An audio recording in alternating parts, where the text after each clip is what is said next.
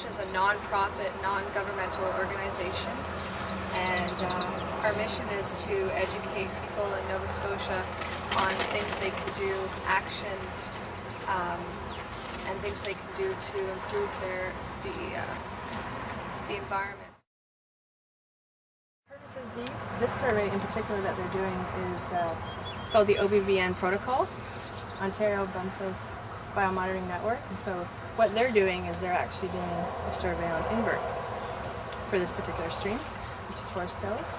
And so what they're doing right now is trying to ID from a subsample that they've picked. The reason they're doing it is because of inverts are bioindicators of water quality. So depending on what inverts are in a certain stream, we can actually reflect what the quality is of that stream. So it's kind of like starting from the bottom and up. Forest Hills, last year there was a survey done on the stream. So it was a walk survey to see what restoration needed to be done just by eyeballing it. And this year we're doing habitat assessment on it. So it's kind of like a full package, it's like a management plan. So now we can write a proper management plan, a restoration plan. So this data gets used for that.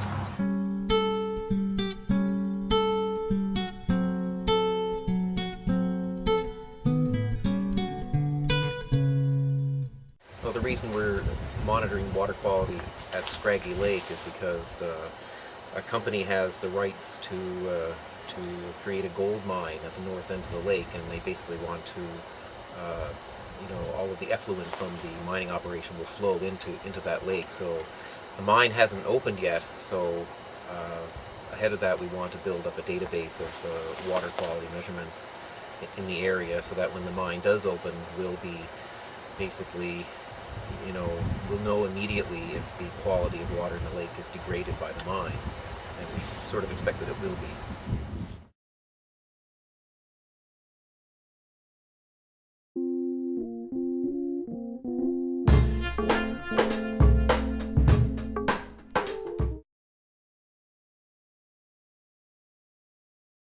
I'll talk about specifically to the project first, and that is that Scraggy Lake is at the headwaters of the Fish River system, which flows right through the heart of the new Ship Harbour Long Lake Wilderness area, which Eastern Shore Forest Watch and other parties fought hard to establish in order to protect and maintain the forest in that area.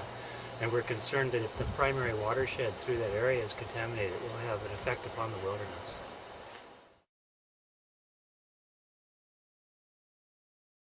Another reason that we're doing it is because in Nova Scotia, as in most jurisdictions, the mining company actually is given the responsibility of doing environmental monitoring, which is a ridiculous conflict of interest, and they have very little genuine motivation to do that properly. And on top of that, the provincial government really doesn't have the resources to do their own backup environmental monitoring as well.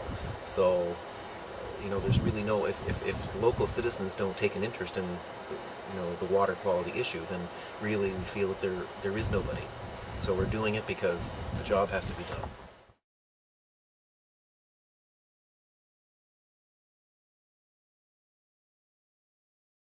I'm a horticulturist, and I currently operate a certified organic farm. I'm a research scientist with the Canadian Department of National Defence, and I head up a research laboratory specializing in underwater acoustics. So I'm used to field trials and making measurements, and doing this volunteer work is just more fun.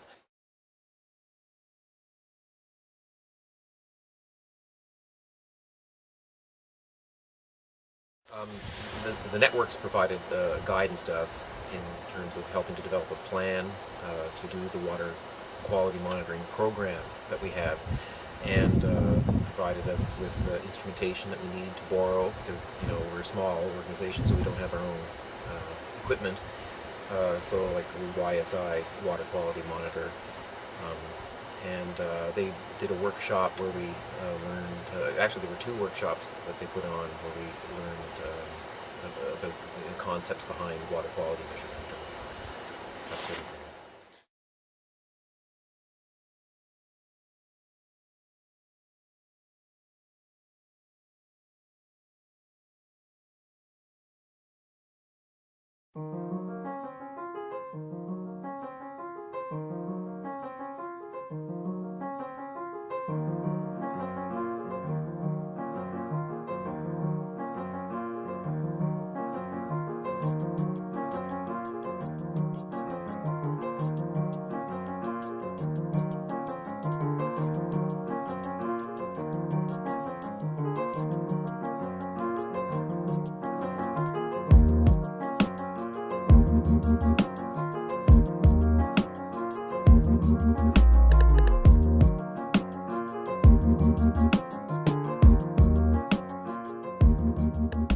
The association was formed in June 1988, and we have approximately 200 members.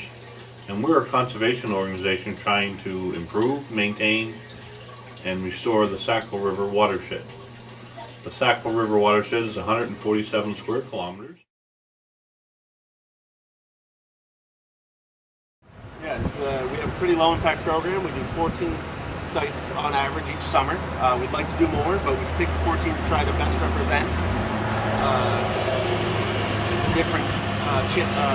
different river channels and the different habitat areas and impact areas on the watershed.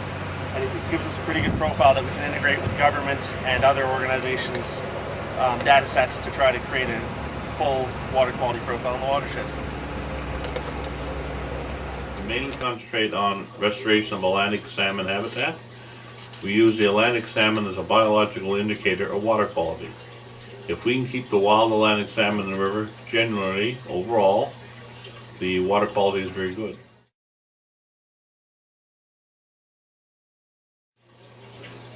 I'm one of those people that believe we should put something back. I'm also the type of person who like to help my neighbors, so this was a natural fit.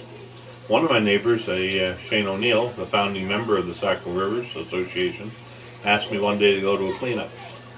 And honestly, just to shut him up, I was not going to hug any trees or kiss any whales. I went with him to the Sackville River, and what I saw astounded and amazed me, in all honesty. Beautiful 60, 70-foot hills, beautiful wild green trees, and the river just as roaring and wild as you can imagine.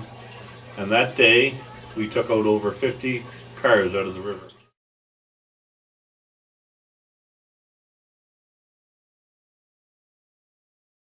I do a monitoring program to prove what's wrong.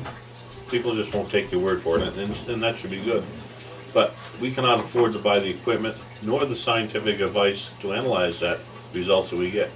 So we go to the public now that we have the ability through the St. Mary's monitoring program to say, here, we have bad water for this reason.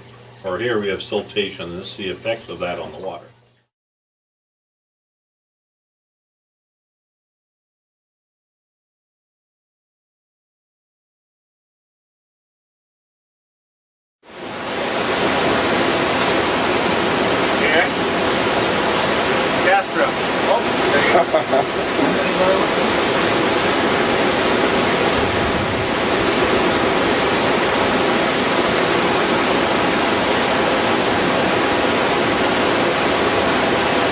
This is one of the things we're trying to protect. So they're migratory fish in the Sackville watershed. The populations we think are generally all right, but they're important fish. They're really important for transferring nutrients to the watershed because they come up, spawn, and